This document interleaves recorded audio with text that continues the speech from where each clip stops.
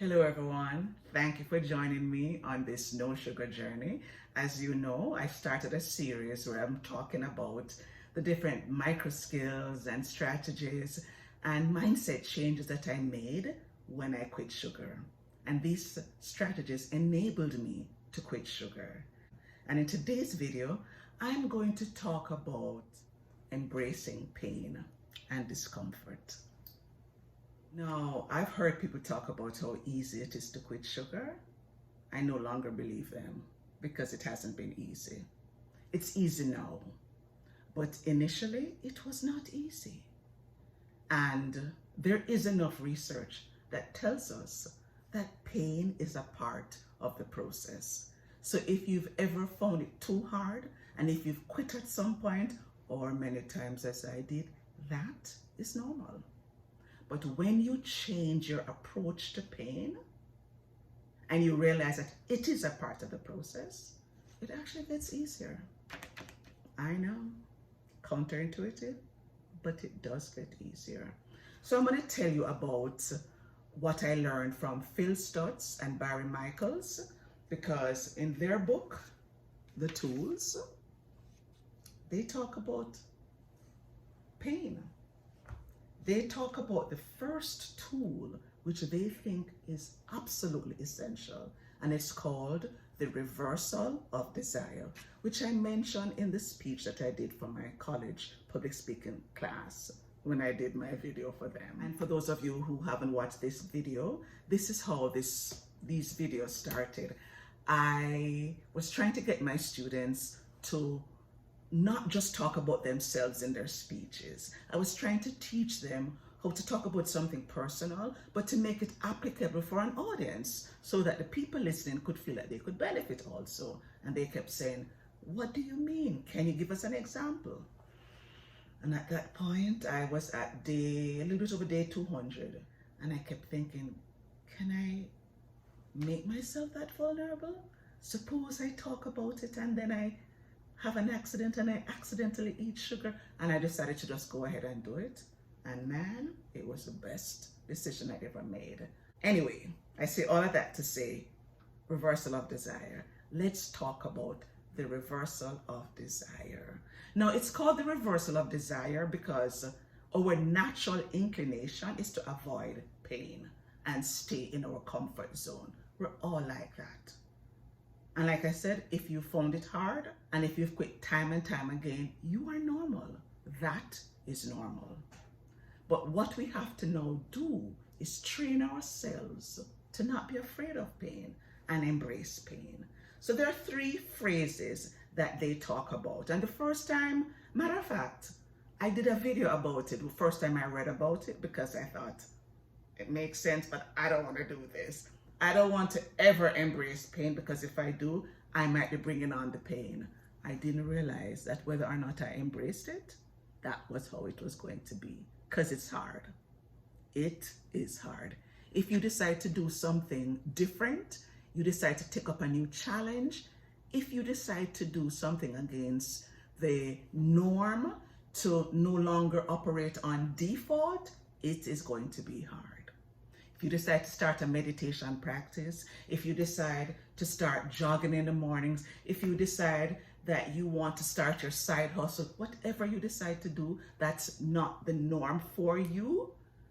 And you're going to now rewire your brain to think differently and to do things differently, it is going to be hard. Which Phil Stutz also talks about in his other book, Lessons for Living. Because he said, you're not special. It's not just you, it's everyone. And one of the things he said is, anyone who decides to do something different and stretch themselves and grow, they will find that it takes great effort and discipline. And it's true. It's not going to be an easy, I'll just do this and yeah, things will just fall and I'm just going to visualize it and no. It's going to be hard. As I said in the last video, plan for the obstacles because they will come. But at least when you are prepared and you know what to expect, it's not that bad. So There are 3 phrases that they talk about, which you have to say to yourself regularly. So in the last video, when I told you about the reversal of desire, I didn't tell you what that would mean fully. So let me tell you a little bit more about that. Now, there are 3 phrases that you need to get accustomed to. And even before the situation occurs, it's good to practice so that you're prepared when it occurs. The first phrase is bring it on. The second phrase is I love pain. And the third is pain sets me free. I know. But you know what? If you start to say this to yourself, then when things get hard, you expect them to be hard and you don't break because you're unprepared. But you say, yeah, I heard about this. I knew it was going to be like this. And I found that when I just quit sugar in the first week, when it was really hard, and I was having the cravings and the headaches and the nausea and the crankiness. I remember one day just crying. And I just kept saying, Tanya, bring it on, bring it on, bring it on. Pain sets me free. It was hard saying it. It was hard. But I was determined this time that I was going to go through it. I was going to go through it. And I was going to bear the pain this time. And every time it hurt, and every time I wanted to reach for chocolate, because it had become my refuge, and it had become the easiest thing to do, and it was my habit. I didn't have a good day. The chocolate would give me that dopamine hit. I would say, Tanya, you can do this, you can do this, you can do this, you can do this, you can do this. And I would say it, and sometimes tears were streaming down my face, and I was still saying, you can do this, Tanya, I know you can do it, I know you can do it. And I knew I could, but I knew it was hard. So it's okay to say it. Bring it on. I love pain. Pain sets me free. We are accustomed to instant gratification. Isn't that why we hit up social media so often? You have a lousy day, you go into the washroom, and while you're doing your business, you're scrolling. You get up in the morning, you're scrolling. Your boss said something to you that you don't like, you're scrolling. You had a fight with your partner, you're scrolling. We want that dopamine hit. And for most of us who love sugar and are addicted to sugar, it has become our friend. Emotional eating, whatever we want to call it. We're not accustomed to saying, no, I don't think I'm going to do that today. So it is a reversal of desire that we need so that we reverse the desire which comes naturally to us. Now, one of the things that struck me when I read this book was when Phil Stutz said that we are accustomed to staying in our comfort zone because we think it keeps us safe. But he said that isn't true. What it does is it makes our life small. And he says it becomes a shrunken miniature of what it could have been. And when I read that, I thought, yeah. Because you know what? I've struggled with my weight for years. And one of the things that I have always liked is clothes. Still do. Love fashion. Love bright colors. Love that feeling of, I mean, look at this. My jeans jacket. It's blue. I love blue. When I was a little bit younger, you'd never see me in blue without the blue lipstick and the blue eyeshadow. I don't necessarily go as hard. I still go hard, but not as hard on the makeup anymore. But I love fashion. But when I started to gain weight, I stopped. I became a miniature version of myself. Because every time I tried losing weight and I feel it was just too hard. And I just could not bother with the stress of trying and failing. So I just thought, I'm good. And whenever I met someone who had lost weight, it would be so depressing. So I am sensitive now to people who may feel depressed also. I'm not here to preach. But I'm here to say you can have a bigger life. If you look at this visual from the book The Tools by Phil Stutz and Barry Michaels, you'll see that little man in the box, right? And what that shows us is that when we do not embrace pain, we keep ourselves trapped in the box. So you'll see that the man is in his comfort zone where he's avoiding pain. And on the other side are endless possibilities. But when you stay in that comfort zone, we keep ourselves trapped in a smaller world. And for me, someone who loves clothes, I would still wear the clothes, but it was just a different outlook. I'm talking to you now, I'm doing these videos. In my small world, I couldn't and I wouldn't. Because there was the pain, that big block, that big wall there. I was not willing to face that pain. And in any era of our lives, if we decide that we're going to stay in our comfort zone, what we're doing is saying, I don't want those possibilities. I'm just going to stay here. And I know for me, after a time, I only wore black because black is slimming. I only wore plain colored. I only wore dark tops because dark tops make you look smaller. I had stopped even wearing horizontal stripes. I know. I've always heard that horizontal stripes make you look wider, and because I was quite endowed, whenever I put on horizontal stripes, you would notice them. And I loved horizontal stripes, but I did not want to look thicker than I already was. But when I got to about, I don't know, 260 days, I thought, okay, I will try horizontal stripes. So in the summer, Old Navy was having a sale and I bought this t-shirt, but I still wouldn't wear it. I kept thinking, nah. I think at that point I had only lost 15 pounds and I thought, I'm still a little bit too thick for that. And I kept it and I kept it. And then when I got to about day, maybe 280, I thought, hey, it's now time. And I wore it. And I'm telling you, I love horizontal stripes. I love black and white. So one week, I just made it horizontal stripes week. And I also did this outfit because I'm all about the mixing and matching patterns. And my next fave are polka dots.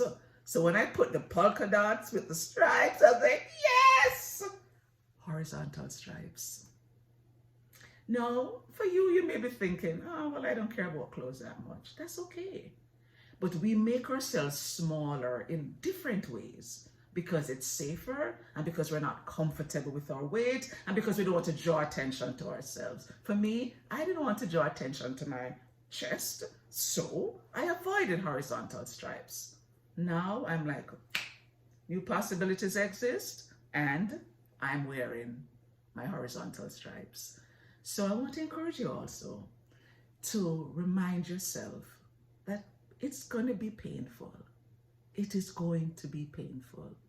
No sugarcoating. It's going to be painful. Quitting sugar is painful. Making an effort to lose weight is painful because it does involve you saying no to the things you have been saying yes to also. It involves you learning to process your emotions rather than eating and suppressing your emotions. It involves you making an effort to rewire your brain because your brain just says, you're unhappy, you're sad, grab for chocolate. And it takes an effort to plan. As I spoke about in the last video when I said I was going to visit my friend, I knew my triggers, I knew the cues, and I knew that unless I took my own food initially, it would be too hard to say no. So it would involve more planning. And that's hard. It feels like a bother. But you know what? Some things take a lot more planning. If you've ever had a baby and you've had to go out with that baby, you know, you don't just pick up that baby and say, let's go to auntie or let's go to grandma. No. You take out the baby bag and you think, what do I need? I'm going to need a few diapers. I'm going to need the change cloth. I'm going to need a few rattles and little toys. I'm going to need the wipes. I'm going to need a towel. There are a lot of things you need. You have to plan.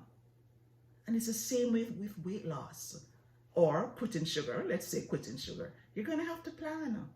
And it is painful initially until you get through. But when you get through it, you'll be like that little man where he went through the block of pain, as you'll see in the visual, where he decided to come out of his comfort zone and he decided to push through the pain, because that is what sets you free eventually, and it opens up more possibilities. For me, the world of fashion just got better. I just figured out how much I love clothes, and I'm no longer hiding. Yeah, and that's just one thing. In so many other areas, I become more confident, and more than that, more than just it being about clothes, I am more confident about me and my possibilities and what I can do. And when you win in one area of your life, especially such a huge area, especially if you have been failing for so long, it builds your confidence, as I discussed in this video. Because once you make the commitment, the next step is courage. And when it's painful, you need courage to stick to it. I've heard it called the river of misery, because change takes time. You don't do it one time, you don't do it 2 times, you don't do it 3 times. And even though they say it takes 66 days to change, sometimes it takes more. I know it took me more than 66 days to finally be rid of the desire for sugar. And during that period, there was pain, lots of pain, lots of self-doubt, lots of days where I thought, am I really gonna do this? But because I had learned all of these other skills, even when it got bad, and even when I cried, and I did, and even when I was a little bit down because I didn't see the scale moving as quickly as I wanted, I knew it would get better. And I knew that on the other side of pain would be endless possibilities. And I want to encourage you also, don't give up. Don't give up, because on the other side, the possibilities are there, and you will make it through. Keep pushing through, keep holding on, embrace the pain. Say to yourself, bring it on. I love pain. Pain sets me free, and it will. Thank you for joining me. Let's do this together. We can. Yes, we can. Talk to you soon. Bye for now.